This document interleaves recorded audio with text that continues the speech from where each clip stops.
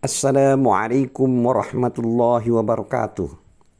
Alhamdulillahi rabbil alamin. Wassalatu wassalamu ala asrafil mursalin Sayyidina Muhammad wa ala alihi wa sahbihi ajma'in. Amma ba'du. Dulur-dulur seiman, kali ini kita akan membahas surat An-Nisa ayat 35, di mana terjemahan dari ayat 35 surat An-Nisa tersebut adalah sebagai berikut.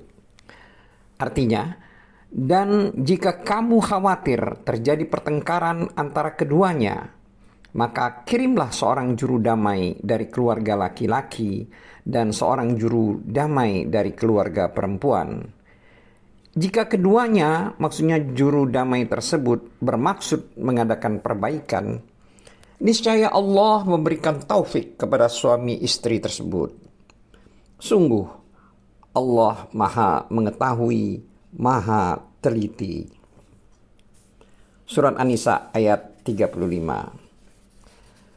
Berkaitan dengan ayat yang telah kita bacakan terjemahannya tadi, Allah Ta'ala telah menyebutkan kondisi yang pertama, yaitu bila terjadi pembangkangan atau nusus atau kekurang ajaran pembangkangan berasal dari seorang istri terhadap suaminya, lalu Allah menyebutkan kondisi yang kedua, yaitu bila pembangkangan tersebut berasal dari pasangan suami istri.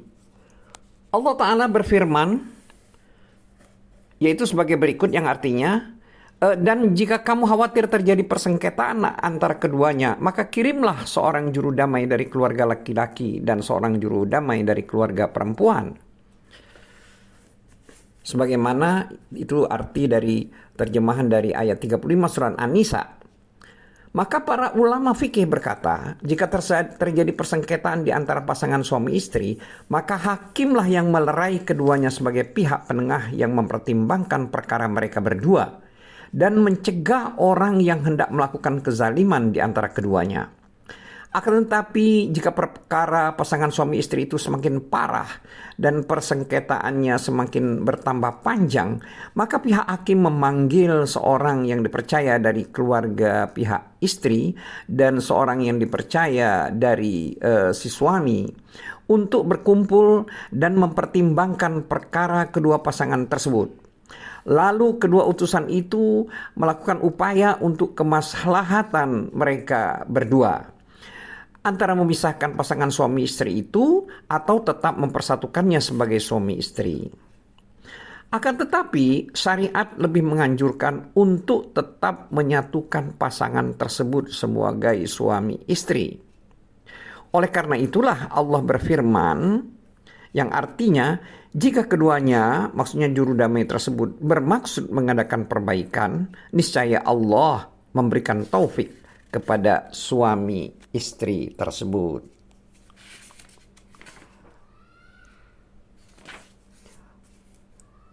Berkaitan dengan ayat-ayat tersebut di atas, maka Ibnu Abbas radhiyallahu anhuma berkata, Allah Azza wa Jalla memerintahkan agar mereka mengutus seorang lelaki yang soleh dari keluarga suami dan seorang lelaki yang sama solehnya dari keluarga istri. Lalu keduanya mempertimbangkan siapa di antara pasangan suami istri itu yang berlaku tidak baik. Jika yang berbuat tidak baik itu adalah si suami, maka mereka akan menghalangi si suami untuk mendekati istrinya dan menghukum si suami agar tetap memberi nafkah kepada istrinya. Namun jika yang berbuat tidak baik tersebut adalah si istri, maka mereka akan menghukum si istri agar tetap ada bersama suaminya dan mencegahnya dari menerima nafkah. Jika kedua utusan penengah atau juru damai tersebut telah bersepakat untuk memisahkan atau mempersatukan mereka berdua, maka kesepakatan itu boleh dilakukan. Jika kedua utusan atau penengah itu berpendapat untuk mempersatukan mereka, maksudnya pasangan suami istri tersebut, namun salah seorang dari pasangan suami istri itu ridho, sedangkan yang lainnya tidak ridho, lalu salah satu dari mereka meninggal dunia, maka orang yang ridho dengan keputusan para utusan atau penengah itu berhak mendapatkan warisan dari orang yang tidak ridho. Sedang orang yang tidak ridho tidak berhak mendapatkan warisan dari orang yang ridho.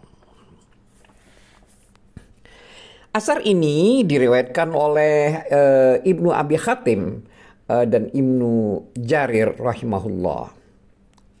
Adapun Abdul Razak rahimahullah meriwayatkan bahwa Aqil bin Abi Thalib radhiyallahu anhu menikahi Fatimah bin Utsbah bin Rabi'ah.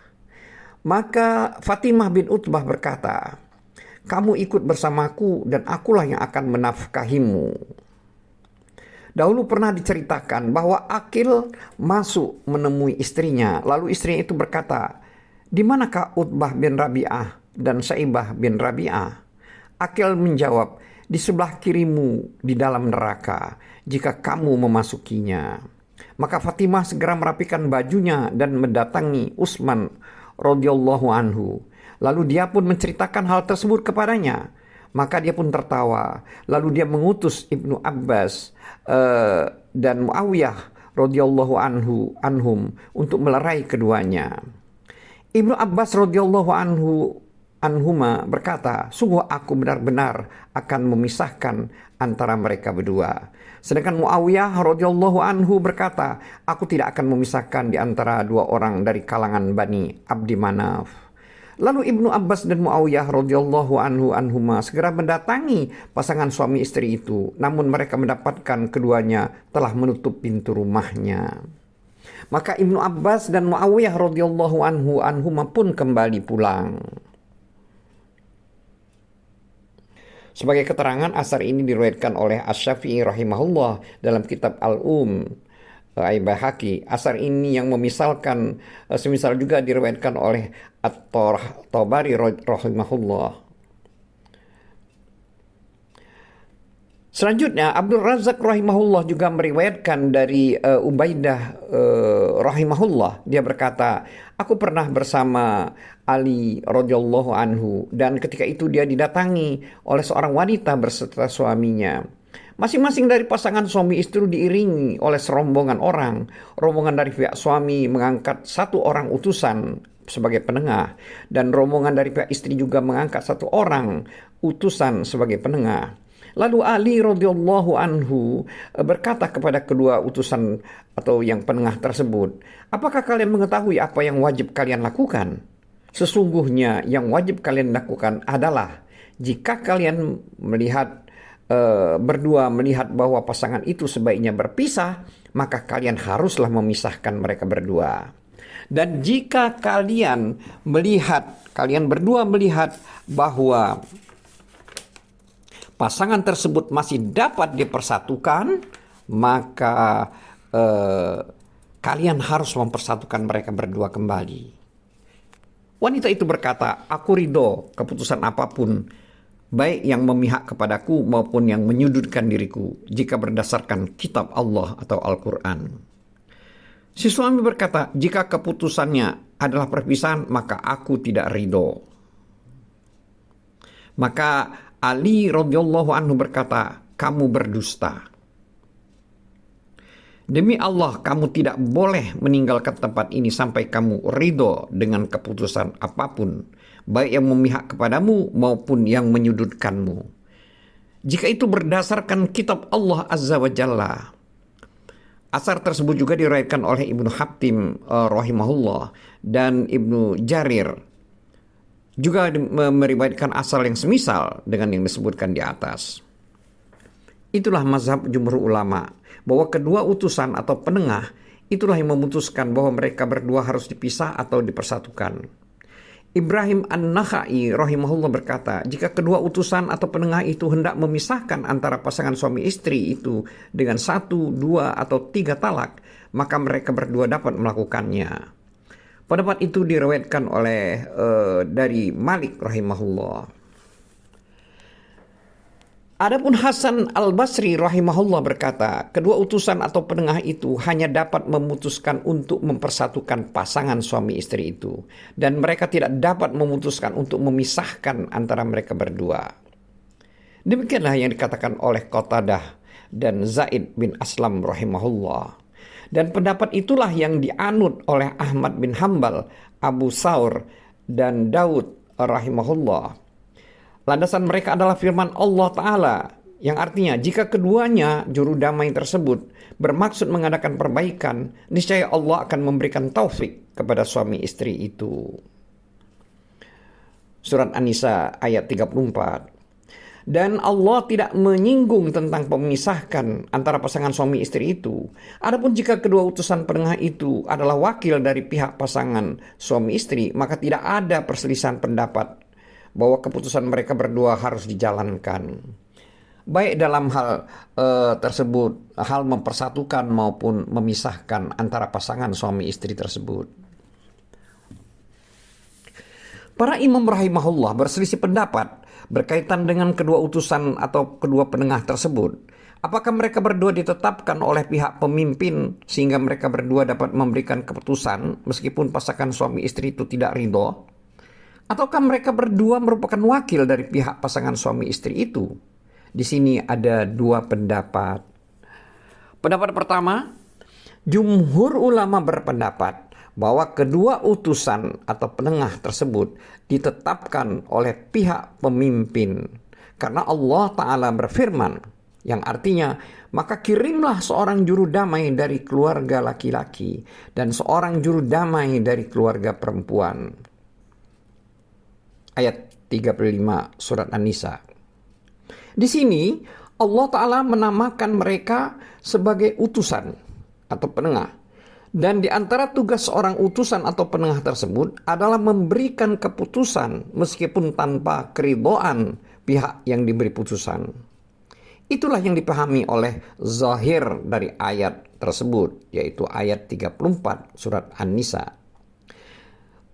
Dan maksudnya, surat An-Nisa ayat 35. Dan itulah qaul jadid atau pendapat baru dari mazhab Asy-Syafi'i rahimahullah, juga pendapat Abu Hanifah dan para pengikutnya rahimahullah. Pendapat kedua. Adapun pendapat kedua ini adalah perkataan Ali radhiyallahu anhu kepada seorang suami ketika dia berkata, jika keputusannya adalah perpisahan, maka aku tidak ridho. Maka Ali radhiyallahu anhu berkata kepadanya, kamu dusta. Sampai kamu menetapkan seperti yang dia atau istrimu tetapkan. Mereka berkata, jika kedua utusan penengah itu adalah hakim yang memberikan putusan, maka tidak butuh lagi meminta penetapan dari si suami. Adapun Syekh Abu Umar bin Abdul Bar rahimahullah berkata, para ulama berijma bahwa kedua utusan atau penengah itu apabila pendapat keduanya berbeda, maka pendapat keduanya tidak dianggap. Mereka juga berijma bahwa bila pendapat kedua utusan tersebut dapat dijalankan dalam hal mempersatukan pasangan suami istri, meskipun mereka berdua tidak menyerahkan urusan itu kepada keduanya, namun mereka berselisih pendapat apakah pendapat kedua utusan atau penengah tersebut dapat dijalankan dalam hal memisahkan suami istri tersebut. Lalu Abu Umar ibnu Abdul Bar meriwayatkan dari jumhur ulama bahwa pendapat kedua utusan atau penengah itu juga dapat dilaksanakan dalam hal memisahkan pasangan suami istri.